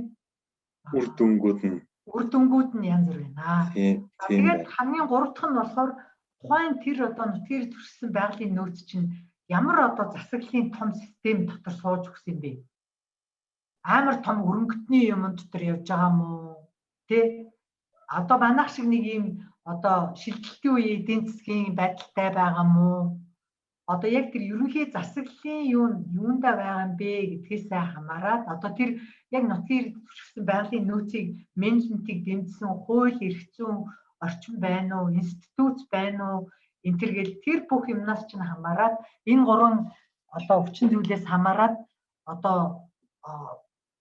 тухайн байгалийн нөөцийн менежментийн одоо юутай байх уугүй, амжилттай байх уугүй юу гэдгийг шийдэгдээд байгаа байхгүй. Тийм байна. Энэ Монгол улсын яг энэ засаглалынхаа талаас нь жоохон тайлбарлаж өгөөч. Яг манай жишээнд Монгол улсын энэ ер нь хэр сайн юу одоо эрх зүйн талаасаа ч гэдэг юм уу те ер нь хэр сайн байдгийг зохицуулагдсан дүрм журмууд ер нь манайд хангалттай бий юу эсвэл өшөө бүр илүү сайжруулах шаардлагатай юу? Ер нь бол шүү дээ манайд чи би түрүү хэлсэн те нөгөө ирээд зах зээл шилжээл ер нь 95 6 оноос хойш манайх чи нээлттэй болчингууд маш олон донорын төслүүд Монголд орж ирсэн шүү дээ. Тэгээд тэрнээс бол хамгийн түрүүнд тэр нутгийн төрсэн байгалийн нөөцийн менежментийг хүчтэй хэрэгжүүлээд амжилтанд хүрсэн нь бол энэ Германы одоо GTZ гэж тэр үед ярьдаг байсан. GTZ-ийн төсөл аахгүй. Тэгээд тэр төсөл дээр чинь би өөрөө бас тодорхой хэмжээнд ажиллаад яг энэ нутгийн иргэдийн одоо тэр бүлэг нөхөрл болох үйл явцыг нь оролцоод тэгээ явж исэн үнийхээ хувьд бол бас мэдээд байна л да. Тэгээд эхлээд бол мэдээж бүх улс орнд л ийм төсөл хөтөлбөрөөр орж ирээд тэгээ болж байна гэж загвар гараад ирвэл дараагаар нь хууль эрх зүйн орчин руу орд юм л да. Тэгэхээр зэрэг манайх төр бол эхлээд бол нэлээд тийм одоо болоод энэ тусгай хамгаалалтын газрын орчны бүсүүд дээр хүчтэй явагдсан баггүй юм. Тэгээд тэр утгаараа бол эхлээд бол нэлийн тийм байгаль орчны сайдын одоо тушаал энтрээр гардаг тийм журмаар зохицуулагдаж 2-3 удаагийн бараг шахуу журам гарсан баг шүү. Тэгээд тэгж явж жагаад тэгээд 2010 онд би нүүб тахта нэг Нами болс руу нэг тийм одоо туршлага судлах юу явуулаад аялал хийгээд тэгээд тэрэндээ бол нэлээд ийм дараа нь хууль гаргачих хэмжээний одоо манай талигч Мигмар Сурангүй за тэгээд нөгөө тэр үед байгаль орчны дэд сайд байсан нэг хүн байсан одоо би нэрийг санахгүй. Тэр хүн за тэгээд хууль зүйн яам, сангийн яам тэргээд бүхэл одоо нөгөө хууль гаргахад хэрэгтэй тэр талуудаас одоо их хурлын 2 гишүүн хүртэл ингээд Гамбиа гишүүн, нэг нь Гав гишүүн хоёр ингээд манай Алтай саяны төслөөс болохоор Солонгоо Мөнхот 2 гээд ингээд бид нар бүгдээрээ яваад ингээд судлаад тэгээд тэрний дараа Мигмар Сурангүй Банзарагчгүй энэ төр суугаад тэгээд одоо тэр байгаль орчны тухай хуулийн 2012 оны шинжилгээр бол 8 дугаар бүлэг гэ байгалийн нөөцийн хамтын менежментийн бүлэг гэдэг хөл бүтэн бүлгийг бол оруулсан юм л та. Тэгэхээр тэр бол нэлээд тийм гайгүй өөрчлөлт гаргасан одооний энэ хамгийн л одоо байгалийн нөөцийн менежментийн хөрлүүдийг ажиллах тийм орчин болж өгч байгаа. Гэхдээ хангалтгүй яг бол тэр үед бол бид нар Намибид явж байгаа сурсан гол юм юу гэхээр зэрэг ерөөсөө яг тийм нутгийн иргэдийн одоо яг энэ орон нутгатаа юм жижиг хэмжээнд гэж ярьсан шүү дээ. Тэгээд нөөцөөс маш их хамаардаг улсуудаа зориулаад тийм институцийн хуультай юм билээ тэнд бол. Тэнд бол жишээлбэл нутгийн иргэдийн байгууллагын тухай хууль гэдэг юм таахгүй. Англиар юм бол community based organization, law on community based organization. Манай Монголд бол энэ байгууллагуудыг чинь бид нэг NGO руу нэг бүртгэж үзээл, хошоо руу нэг бүртгэж үзээл, тийм ээ. Нөхөрлөл гэдэг нэг бас нэг бизнесийн хэлбэр байдгийн тэр л өөнийг бүртгэж үзээл, ерөөсөө өөрийнх нь нөгөө мөн чанартай энэ нь таарахгүй ингээ яваад байгаа. Тэгээд одоо нөгөө сүүлийн үеийн нөөцийн менежментийн хошоо энтергээд мал аж ахуй юм руу янгууд яг нэг бүлэг болоод 2 бүртгэлтэй байх хэрэгтэй шаардлага гарч ирж байна. Одоо ногоон алт энтрийн шугамар яваад байгаа одоо энэ ногоон ийм бүтээгдэхүүн гаргаад ингээ бэлтгэр мэлчээр яа гэдэг одоо энэ доктортой ноолуур энтрийн шугамар юм хий гэхээр одоо хошооны бүртгэл авах хэрэгтэй байдаг. А яг энэ нөгөө байгалийн нөөцийн менежменттэй өөрсдөө явуулах хэрэгтэй байгууллага баймаар байвал нөхөрлөл юм уу одоо тэр төрийн бас байгууллагаар нөхөрлөл гэж явах байдаг. Ийм юм руу хоёр хуваагаад одоо маш их хэцүү байгаа л тийм байна. Тэгэхээр энэ бол эрх зүйн орчин бол манайд болоог байна. Тэгвэл ер нь нэг хөгжлийнхөө юунд эхэлсэн суурь нь бол байгаа. Мэдээж ингээд цаг хугацаа өнгөрч яваад тэр нь сайжраад илүү сайн болох байх л та тий. Одоо тэгж л найдаж байна. Тий. Энэ дээр тэгээ бид хэдийн бас одоо таны эдгээр гих мэтлээ туршлагатай хүмүүсүүдийн тэр алдаа онооны тэр туршлагууд маш их хэрэгтэй л дээ. Аливаа ийм хууль эрх зүйн талаас юм гарахад бол за баярлалаа. За дараагийн тэгэхээр зэрэг байна шүү дээ. Яг олон улсын хэмжээнд бол маш гоё юм эрх зүйн орчин үүссэн байгаа. Одоо жишээлх юм бол хамгийн хүчтэй энэ нутгийн иргэд төрсөн байгалийн нөөцийн менежментийг олон улсын хэмжээнд бол эрх зүйн орчиныг бүрдүүлж байгаа байгууллагуудыг бол би энэ дээр ингээд тавьсан байна л да. Хамгийн нэгдүгээрх нь бол нэг олон улсын байгаль хамгаалах холбоо гэдэг IUCN гэж бид бүгдээр ярьдэн шүү дээ. Тэр энэ IUCN бол нөгөө тусгай хамгаалалттай газрын одоо ангиллалыг тэгээд тусгай хамгаалалттай газрын менежмент одоо олон улсын түвшинд ямар явах юм бэ гэдгийг бүх тэр одоо эрдэмтэд одоо менежмент дээр явж байгаа энэ практик дээр ажиллаж байгаа улсууд энтрийг бүгдийг нь уйж холбоод стандартуудыг баталж хийдэг юм нэр хүндтэй том байгууллага шүү дээ. Тэгэхээр эдний одоо яг тэр тусгай хамгаалалттай газрын ангиллал дотор бол 6 дугаар ангиллал дээр нь бол яг энэ тэр төсвөлсөн байгууллага юу орж ирдэг. Би одоо бүтгэн энэ слайдны дараа бас хэлж өгье. За тэрний дараа бас энийг маш хүчтэй дэмждэг байгууллага бол энэ биологийн олон янз бүрийн конвенцоор бол маш олон энэ ЖЭФ-ийн төслүүд тий одоо энэ дайндлын байгаль хамгаалахын төслөөр одоо Монголд орж ирж байгаа энэ Алтай соён гэж манайд хэрэгжсэн, Дорн Монголын биологийн төрөл зүйлгээл хэрэгжсэн, их говийн шүхэр зүйлгээл хэрэгжсэн, одоо энэ иншүүр гэж хэрэгжиж जैन тий энэ чи эдгээр чинь зориуд бүр яг энэ нутгийн иргэдийн байгууллагуудыг дэмжгээ цаанаасаа мөнгө өгдөг юм. Энэ конвенцийн шугамар мөнгө өгдөг газар байхгүй. А дараагийн нэг маш чухал бас дэмждэг байгууллага бол энэ нүүбийн хүн сүтэн аж ахуйн байгууллага байж байгаа. Бид нар бол бүр одоо энэ нөгөө одоо зам ёсны эрхийг нь баталгаажуулах тэр одоо нутгийн иргэдийн өөрийнхөө нөөцийнхөө газар дээр байх тэр одоо эрхийг тухайн засгийн газрууд бол ингэж хууль эрхцэн орчин дээр ингэж хамгаалж өгөх ёстой гэдэг юмыг юу агаад одоо энэ нөгөө засаглалын маш олон ийм журмууд энэ төр гээд сайн дурын зөвлөмж энэ төр гаргаад ингэж явж байгаа байгууллага байж байгаа.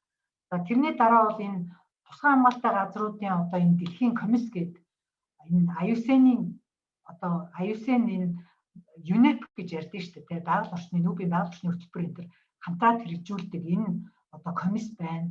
За тэгээ бүр олон улсын хэмжээнд бол одоо энэ ICCA гэж яриад байгаа. ICCA гэдэг нь юу гэсэн үг вэ? Зэрэг Indigenous Community Conservation Areas гэдэг үгийг тавьчихсан байгаа байхгүй. Тэр нь юу гэсэн үг вэ? Зэрэг уугуул ба нутгийн иргэдийн хамгаалалттай газрууд гэсэн.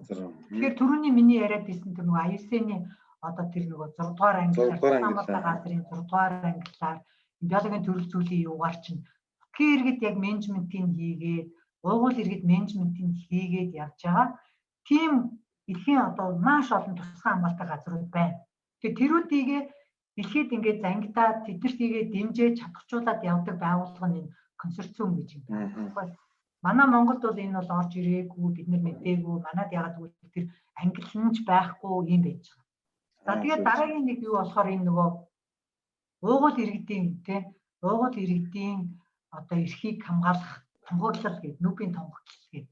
Энэ дээр бол бас маш хүчтэйгээр тухайн одоо нийгэмд байгаа одоо түгээмэл тийм одоо амьдралын хэв маягаас өөр амьдралын хэв маягтай хүмүүсүүд бол өөрсдийгөө бид нар уугуул иргэд байна гэж тодорхойлж болно гэж заагаад өгсөн ийм тунхаглал байдаг байхгүй. Манай энд бол ойлгохтой бол илүү нөгөө барууны орнуудад хамаатай. Одоо жишээлбэл индианууд нутагж исэн газар Америкууд хурж очоод тэгээд тэгсэн учраас одоо индианууд нь уугуул иргэд. Эсвэл Австрал жишээлх юм бол англичууд хүрээд очсон учраас мауричууд нь уугуул иргэд.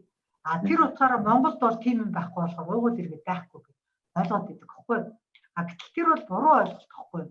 Энэ юун дээр зааж өгтөө бол нийгмийн юм доминант юм амьдралын хэв маяг гэж байгаа байхгүй. Зөнхлөх. Тэгэхээр одоо манай Монголд бол нийгмийн зөнхлөх хэв маяг нь бол нэг юм хотчлтын маягтай хэв маяг болчихлоо шүү дээ. Тэгээ одоо дөнгөж нийт хүн амын нэг 20 гаруй% нь малчит хөдөөгөр яг өөрсдийнхөө амьдралын хэв маягаар өөрсдийнхөө ёс заншлаар ингэ амьдарч байгаа шүү дээ. Тэгэхээр бол доминант үжээ биш болсон байхгүй. Тэгэхээр зэрэг хэрвээ малчит хүсэх юм бол өөрсдийгөө бид нар бол энэ уугуул иргэдийн конвенцийн дагуу яг өөрсдийнхөө бусдаас өөрөөр доминант одоо амьдралын хэв маягаас өөр амьдралын хэв маягийг хөдөлж явж идэг өөр одоо тийм амьдралын юутай улсууд бид нар байгаамаа гэд ингээд одоо өөрсдийгөө тодорхойлоод ингээд яа гэж болох байхгүй. Тэгэхээр энэ утгаараа яах юм бол зөндөө юм өөрсдийнхөө эрхийг газраа хамгаалах, бэлчээрээ хамгаалах, байгалийн нөөцөө хамгаалах тийм юмуд бол нэгдэж ирэх ийм юм байж байгаа. За тэгээд түрүү чи миний ярьсан нөгөө тэр консорциум чинь одоо энэ нөгөө IC-ийн зорилтгээл одоо бид нэр яг биологийн олон янз бүрийн юм хүрээнд бол юм төлөвлөгөө бүр гараад энэ дотор нутгийн иргэд яаж одоо энэ иргэдийн хамгаалалттай газрууд яаж хувь нэмрээ оруулах юм ороо явцсан ийм юу байдаг л та. Тэгээд тэрэн дээр бол түрүү чинь би одоо тэр нөгөө тусгай хамгаалалттай газрын ангиллын юмн дээр би одоо яг яаж энэ орж ирээд байгаа гэдэг дээр бол биднээсийн нөгөө мэддэг энэ одоо 6 ангиллал байна шүү дээ тий. Яг IUCN дээр орж ирдэг. Дахин цаазд газар, үндэсний парк, тэгээд байгалийн дурсгалт газар. Тэгээд дөрөвдүгээрх нь болохоор зэрэг энэ зүгээр эдээшл нутгийг хамгаалдаг газар, хамгаалттай ландшафт. Тэгээд хамгийн сүүлд нь байгалийн нөөцийн тогтвортой ашиглалт бүхий хамгаалалттай газар гэдэг. Яг энэ бол IUCN-ийн одоо тий категори хамгаалах одоо холбооны ангиллал багхгүй юу? Үүнээс бол манай Монголд 4 байдаг шүү дээ. Дахин цаазд газар, за одоо үндэсний парк гэдэг нь бол бид нар байгалийн зохицлох газар гэж яриад байгаа. Зохицлох газар манайд байгаа. Тий? Тэгээ нөөц газар гэдэг энэ хамгаалалттай ландшафт гэдгийг илүү юугаар яваад байгаа шиг байна. Тэгэхээр зэрэг одоо бол одоо тэр яг энэ хамгийн сүүлийн энэ байгалийн нөөцийн тогтвортой ашиглалтын хамгаалалттай газар гэдэг нь бол манайд бол орон нутгийн тусгай хамгаалалттай газар гэж явж байгаа. Орон нутгийн тусгай хамгаалалттай газар бол ямар нэгэн хуулийн суугаагүй зүгээр сайдын журмаар зохицуулагдаад ингэж явж байгаа. Тэгээ энэ талдаа бол энэ ангиллууд нь байж байгаа. А нөгөө талдаа энэ нөгөө тусгай хамгаалалттай газрын засаглал бас дөрвөн хэлбэртэй байдаг байхгүй юу? Төрийн одоо засаглал, хамтын засаглал, хувийн засаглал, уугуул болон нутгийн иргэдийн засаглал гэдэг явдаг байхгүй юу?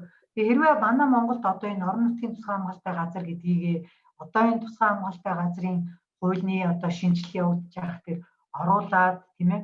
Тэгээд яачвал манад бол энэ нутгийн иргэдийн засаглал гэдэг юм бол бас бий болох тийм төрийн одоо газар дээр менежмент хийдэг тийм тусгай хамгаалалттай газрын засаглалын нэг шинэ хэлбэр гарч ирэх ийм боломжтой одоо болох юм л та тийм.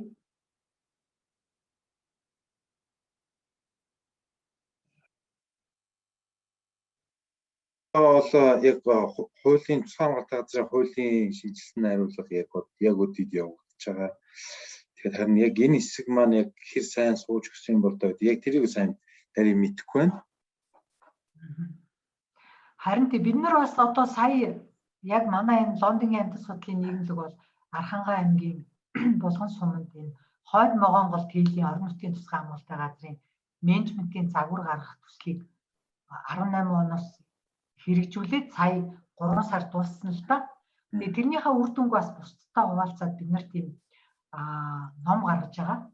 Тэгээ тэр номон дээр бол бид нар аль болохоор тэр одоо байж байгаа энэ явагдаж байгаа тэр тусгай хамгаалалттай газрын одоо хуулинд бас мэдээлэл өгөхийг хүсч тэрэн дээрээ бол яг манад ямар байдалтай байгаа юм бэ гэдгийг нэлээд тийм одоо дүн шинжилгээ хийсэн өөрсдийнхөө одоо яг иймэрхүү хэлбэрээр явуулвал болох нь байна шүү гэж бусдтай хуваалцсан тийм ном гарч байгаа.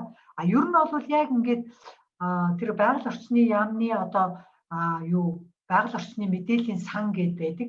Тэрлүү бол одоо энэ нүүбийн төслөөр орон нутгийн тусгай хамгаалалттай газрыг дэмжихэд маш том төсөл хэрэгжсэн шүү дээ. Одоо энэ оюун төлхөөр менежер юм байсан. Тэгэхээр тэр төслөөр чи одоо тэр хамгаалах санд бол орон нутгийн тусгай хамгаалалттай газрыг бүртгэдэг тийм юу хийсэн баггүй юу? Тэрлүү ороод харахад бол бараг нэг 2570 байлгүй. 2570 нөхөрлийн бүртгэл байгаа байхгүй юу? Тэгээ тэрний бараг нэг 30% нь ерөөсөө ямар ч тийм зөрчилгүй. Ихэнх нь ер нь өөрхий ингээд юмаа гаргахдаа бас төвдлийн нөөц боломж тийм эрдэм намтай улсууд олддгүй энэ төр ч байж магадгүй зөвлөх мөглөх авч чадахгүй. Тэгэхээр нөгөө нэг одоо байгаа лицензтэй ч юм уу байгаа тусгай хамгаалтын газартай нөгөө хил хязгаар нь ингээд давхцаад ингээд зөрчил үүсчихдээ юм байна л да. Тэгэхээр бараг нэг 60% тийм зөрчилтэй 30% нь бол ямар ч зөрчилгүй байгаа тоххой. Тэгээ за яг хөө за тэгээд тэр нь юуг харуулж ийн вөхлөөр энэ яг ийм нутгийн иргэд дээр нь байжгаад өөрсдөө менежментээ хийдэг тэр загвар бол хамгийн хүмүүсүүдэд хүрж байгаа дуртай загвар нь байна. Хамгийн түгээмэл байгаа нь одоо энэ бүх хүмүүсүүдэд дуртай таалагдж байгаа юм л бол очоо бүртгүүлсэн байдаг хэлбэр нь орон нутгийн тусгай хамгаалалттай газар. Тий. Орон нутгийн тусгай хамгаалалттай газар нь хуулинд нь ч ороогүй, ангилалд нь ч ороогүй. Манайх бол одоо энэ маш энэ дэлхийн том энэ одоо санхүүжилтээс үнэхээр бид нэр өөрийнхөө орон нутгатаа Монголдо юм татъя гэж бодож байгаа бол тэр чиглэлийн эрхцэн орчин, тэр чиглэлийн институцээ чадахжуулж ийж одоо бид нар ийм орчинтой болчиход байна. Биднэрт ингээд төслөг өгөөч. Бид нар ингэж тэр газруудыгаа ийм орон нутгийн тусгай хамгаалалттай газартай болгомоор байна. Татгалзуулаар байна. Одоо санхүүжилт татах нэг чухал юм чи одоо энэ байна. Тийм байна. Бас нэг харамсалтай юм бас ярихгүй бас дуулахгүй болохгүй. Одоо бас газрын тухай хуулийн шинжилсэн найруулга явуулж байгаа. Одоо яг одоо бас. Гэтэл тэрэн дээр чинь одоо яг мөрдөгдөж байгаа газрын тухай хуулиар бол бид нар бол юу яадаг бас тэр тусгай хэрэгцээний газар гэдэг. Тэрэн дотор нь бид нар нэгсэндээ зорилгоо байгалийн одоо тэнцвэрт байдлыг хадгалах, экосистемийг төлөөлөх хамгаалах гэднэргээд зорилгоо тодорхойлоод орон нутгийн хамгаалалттай газарт нэгсэнд авч болдог байсан. Гэтэл одоо энэ газрын тухай энэ шинжилсэн найруулгад бүр орон нутгийн хамгаалалттай газрыг авах боломж ерөөсөй бараг байхгүй болсон. Тэгэхээр энэ юу гэж хязгаарлаж өгж байгаа тийм юу төсөл явж байгаа юм шиг үлээ тийм ээ. Тий, энэ газрын хууль батлагдах юм бол одоо байгаа нөгөө нэг 1000 гаруй орон нутгийн хамгаалалттай газар байна. Яг албан ёсны бүртгэлтэй. Гэтэл эдгээр маань байхгүй болох юм шүү гэсэн тийм одоо тийм нэлээд одоо юу гэх юм аюултай тийм заалтуудаас байгаад байгаа. Тэгэхээр зэрэг наадах чинь болвол нөгөө нэг юм одоо юу гэдэг биеинтэйгээ зөрчилдсөн зорилго яваад байгаа байхгүй юу? Одоо манай Монгол улсын одоо доктортой хөгжлийн үзэл баримтлал гэж байгаа. Монгол улсыг хөгжүүлэх 2050 оны зорилго гэж байж байгаа. Алсын хараагаа тийм. Тэр чинь Монгол улс одоо газар нутгийнхаа 30% хамгаалалт авнаа гэдэг юм чинь болж байгаа шүү дээ. Тэгэхээр зэрэг одоо энэ ангиллалтаа оруулаад ингээд 30% та хүрийг үл энэ орон нутгийн тусгай хамгаалалтаа газар оруулаад явах юм бол манай хол орхноо тэр зорилгодоо хүрэхээр тийм байгаад байгаа байхгүй юу? Тэгэхээр тэр том одоо тулгуур үзэл баримтлал хөгжлийн үзэл баримтлал дээрээ тусгаад орцсон юмтай бол одоо энэ бүх хуулийн төслүүд бол одоо инлайн гэж ярьдэн шүү дээ. Тэр нь захирагдаж уйлдах ёстой. Уйлдаж ингэж явах ёстой байж идэл хэрвээ тэгээ явах юм бол миний бодлоор тэр хааны газраа хууль зүйн яамд ч юм уу буцхал байх л та. Яг бол угаасаа тэр хуулийн чинь ингээд үзээ за доктортой хөгжлийн бодлого юу ааж байна. Манай Монголын одоо үзэл баримтлал хамгийн одоо бүх Монгол улсын хөгжлийн бүх бодлогын орой дээр чинь тэр хөгжлийн үзэл баримтлал гэдэг юм байж байгаа. Тэгээ тэрний дараагаар одоо тэр хүсчилсэн хөгжлийн бодлогууд, янз бүрийн салбарын бодлогууд, одоо засгийн газрын платформ хүрээнд ингээд явах ёстой шүү дээ. Тэгээд тэр бүгдийг дэмжсэн хууль эрх зүйн орчин байх ёстой гэж явах ёстой шүү дээ. Гэтэл энэ нь болохоор тийм зөрчилдсөн юм явж байгаа юм бол хаана нэгтээ тэр хуулийн эксперт одоо хэн байдаг юм бол ч болохгүй байна гэж буцаахлах та. Би бол найдаж байна. За ямар ч миний хувьд бол бас нэлээд бас тодорхой ойлголт гоё мэдээллийг авлаа. Олон улсад ясаг энэ байгалийн нөөцөд төшгөлсөн энэ нутгийн иргэдийн байгууллагын талаар тэгээ манад бол яг энэ одоо байгаль хамгаалалт иргэдийн нөхөрлөх гэдэг энэ малчтын институт талаас нь нэлээд айгуугаа тийм зэгцтэй бие мэдээллийг бол авч чадлаа. Миний хувьд бол тэгээд та энэ Африкт очиод яхад Африкийн тэр жишээнээс жоохон ярьж өгөөч. Зөвхөн сонин санагдаад юм хэр ойролцоо байна юм. Яг манай бол шүү дээ би түрүү ярьсан тэр нөгөө нутгийн иргэдийн байгууллагын тухай хууль гэдэг нь ерөөсөө л яг тэр тухайн орон нутгатаа байж байгаа нөөцөөс одоо бүх амь амжиргаанд хамаарж идэг тий. Тэрнээс одоо манад бол бас манай чих мушгилт хийдэж штэ нуглаа их гаргадаг. Одоо ингээ ой нөхөрлөл гэдэг тэгэнгүү тэнд өмнө нь одоо ой модны аж ахуйн бизнес хийжсэн баахан нөхдүүд бид нар нөхөрл байна гэдэг одоо жишээлх юм бол нөхөрл болоод энэ тэнд бүртгүүлж гисэн тэгээд одоо модны юу муу хийх хүрээ араа өмнө нь ажиллуулж исэн улсууд нь тэр ингээд тийм бизнес хийгээд тэр модныхаа бизнесээ хийгээл. Тэгэхээр өгвөл тийм биш тэр нутагтаа ерөөсөө амьдраад ингээд яг тэр ой хажууд байдаг энэ тэгээ бүгдийг ингээд зааж өгөөд тэгээд тэр хүмүүсүүдийг өштэй тэр дэмжих ажлыг болол одоо тэр эрх зүйн орчин нь бий болоод бүх менежментийн эрхийг өгөөд одоо тэн дээр байгаа амтнаа агнуулах эрхийг өгөөд өөрийнхөө нутаг дэвсгэр дээр аялал жуулчлал эрхлэх эрхийг өгөөд тэднэрт бүх амжиргаа авч явах эрхийг ингээд тэднэрт шилжүүлсэн байгаа байхгүй. За тэгэнгүүт яаж ийнө вэхээр зэрэг нөгөө бүх анчтын холбоо сая одоо ингээд гаднаас энэ баян анчтыг авчирч ан агнуулдаг бүх байгууллагууд бол тийшээ тэр нөхөрлөлүүдээр очиж тендерт өрсөлдөж танаа нөхөрлийн нутаг дэвсгэр дээр одоо тэдэн арслан тэдэн одоо тийм амтан агнья гэд ингээд нөгөө нутгийн иргэдийн байгууллага чинь анчтыг одоо ингээд шалгаруулаад сууж идэг болсон байдаг. За. Харин нэг юм болохоор зэрэг тухайн нөхөрлийн нутаг дэвсгэр дээр аялал жуулчлал эрхлэх болохоор зэрэг бас одоо манайхаар нөгөө төв операторууд гэж яддаг шүү дээ аялал жуулчлалын баазууд компаниуд чинь бас ингээд тэр одоо нөхөрлөлтөд гэрээ хийжээж тий аль алиндаа ашигтай гэрээ хийжээж өөрийнх нь нутаг дэвсгэр дээр одоо тэр нөгөө юуг баазаа байгуулах эрхээ авдаг тэр нутгийн иргэдийн байгууллагаас авдаг. Тэгээ авахтаа бол ямар тохиролцоо голцоо хийдгүүгээ бид нар бүр сонирхож асуусан чинь эхний удаа бол ерөөсөө менежмент нь тэр хөрөнгө оруулалт юу яагаад яаж байгаа компани бүгдийг нь одоо нөгөө кемпмент барих ингээд гой моё ресторан байгуулах энэ тэрэ бүх буудал жижигхэн зочдууд барих энэ тэргээд юмудаа өөрсдөө гаргаад тэгээд одоо тэгэл тэр чандаам зөөгчөөс ихсүүлээл цэвэрлэгч мөвөрлөгч за тэгээ боловсролтой бол нөгөө гайд майд тэгээд манайхаар юм бол нөгөө морь зоргонуулдаг энэ тэр үйлчлэг нь бүгдийн нутгийн иргэдийн байгууллагаас нь авна гэдгээр хэлж байна. За. Тэнгүүтээ ингээ хүрээд очихоор бүгдээрээ амар хөөрхөн ингээ жиг товцсон нутгийн үндэсний хувцас өмссөн тэгээ нөгөө Африкийн ч айгүйх нөгөө хоороор ингэж хоолой салгаж дуулангаа ингэж нийтээрээ их эвлэгхэн бүжгэлдэг. Тэгээд бүр ингээ алсаас ингээд бүр дуун сонсогдоод ингээд босоод нойтой арчуур өнтертэй халууцаад явах ч чинь. Тэгээд тэр нь болохоор дандаа тэр нутгийн иргэдийн одоо яг малаа малахын хажуугаар зүгээр байж байгаа улсуудаа ингээд тийм хил устдаа ч юм уу харахад тэгээд тийм нөхдүүд энтрийг ажилд авсан. Тэгээд дагалдуулаад одоо тэр галхаа молтгоод нь бодвол нөгөө багцлог байдаг бэлтгэн нийлүүлдэг нөхдүүд нь дандаа нутгийн иргэд байх жишээтэй. Ингээд юу тэднийг сургаад авсан. За тэгээ 15 жилийн дараа бол менежменттэй нутгийн байгууллагад шилжүүлнэ гэдэг хэрэгтэй. Өөрөөр хэлбэл одоо нөгөө бүх хүмүүсийн сурагчлаа шүү дээ менежментэд нь. Тэгвэл нөгөө тэр наад компани бол менежментийн нутгийн иргэд яагаад өөрсдөө бол хүч зүгээр хяналттай байгаад нөгөө ашиг биш дээ хувьцаа тэрнээс өөрсдийнхөө авах хувиа авчаал тэгээд байж идэг тим юм руу ордог гинэ.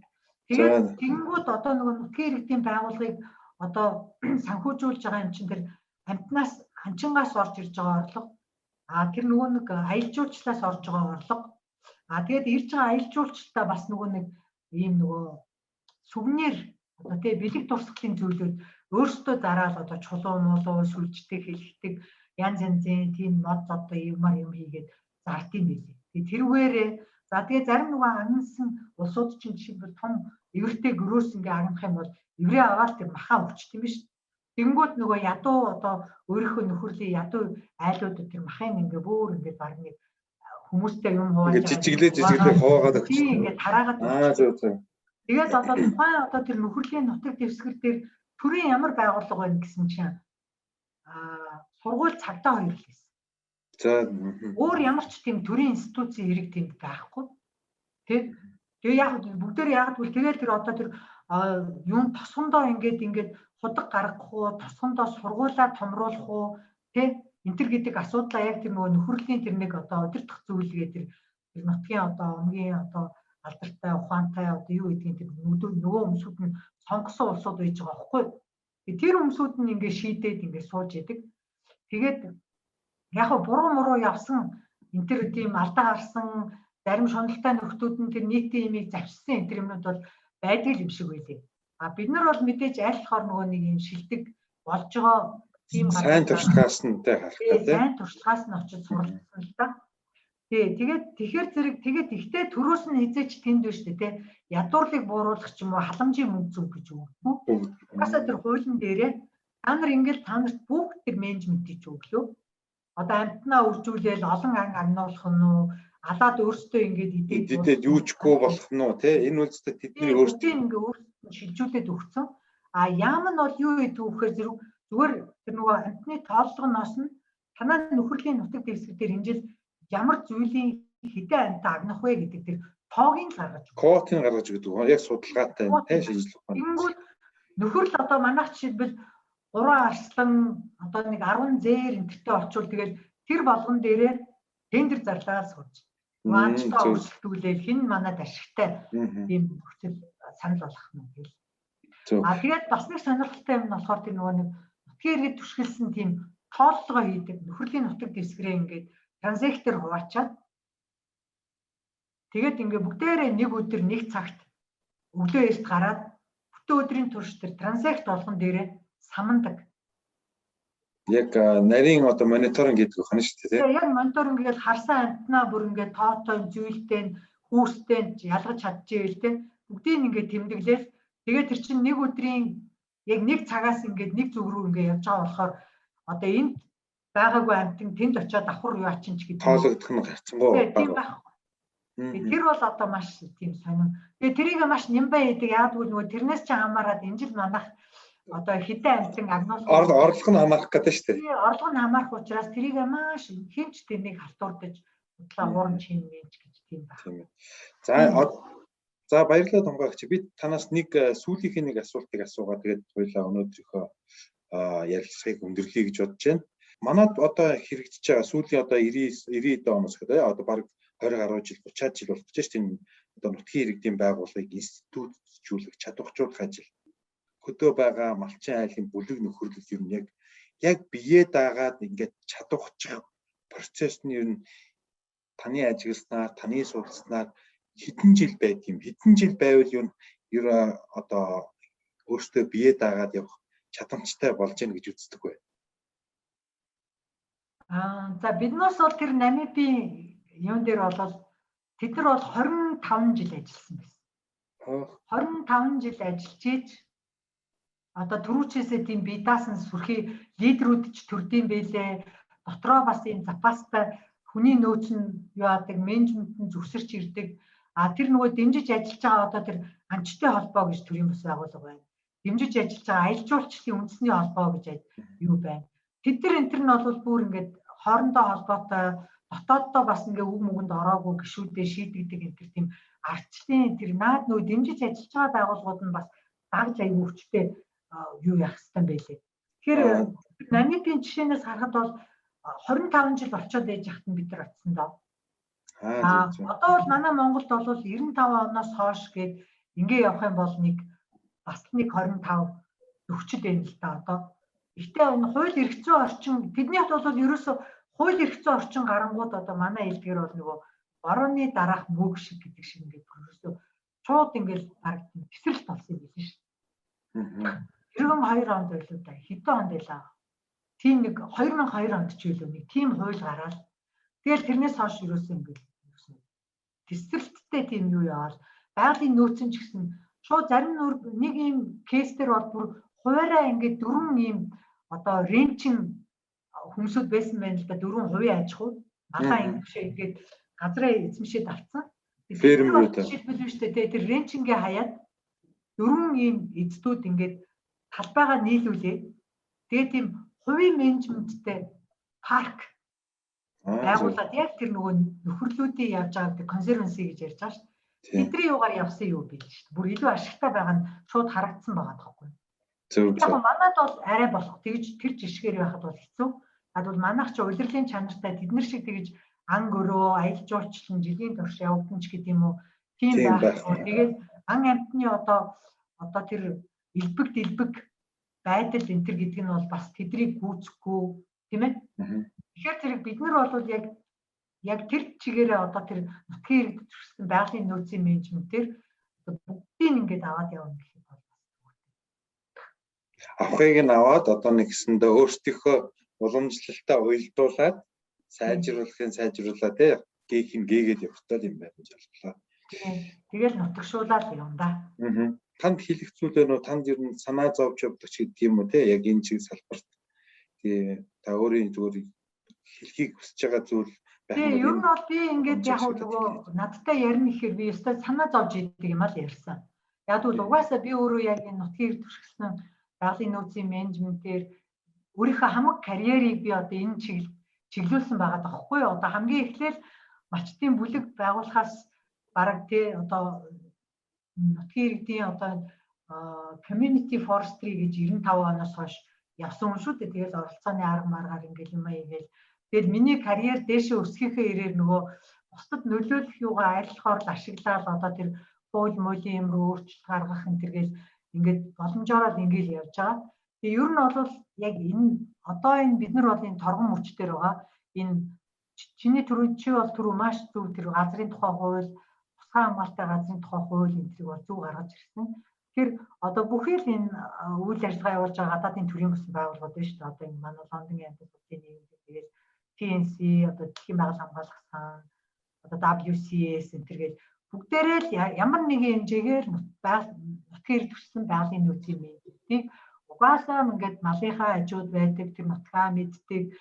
Одоо уламжлалт заншилтай тэгээд тэр амтэн танихтаа ч гэсэн малын одоо нас хүүсээр нь ялж яадаг энэ юмаа байж идэг улсуудтай бид нар бүх байгалийн нөөцийн менежментийн төсөл бол ажиллахгүй болдгоо болдог байхгүй. Тэгэхээр энэ маань одоо ингээ хууль эрх зүйн орчны байгаад ингээд явах юм бол ийм хамтран ажиллах олон байгууллагууд байна. Тэгэхээр зэрэг одоо манай энэ төр засгийнхан, манай яамныхан бол ялангуяа тэр тусгай хамгаалалттай газрынхаа хуулийг одоо нэлээ ил тод ингээ хэлэлцүүлэхтэй.